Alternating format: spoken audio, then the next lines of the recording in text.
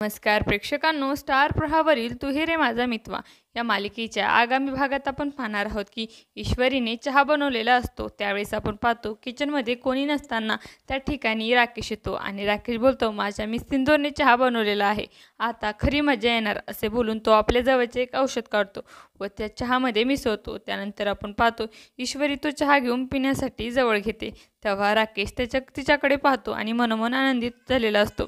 त्यावेळेस अर्णवची नजर ही राकेशवर पडते, त्याच्या मनामध्ये संशय येतो आणि तो ईश्वरीला बोलतो, मिस सिंदूर थांब, तू चहा पिऊ नकोस, चहा जिजू पितील असे बोलून तो चहाचा कप राकेशकडे घेऊन जातो।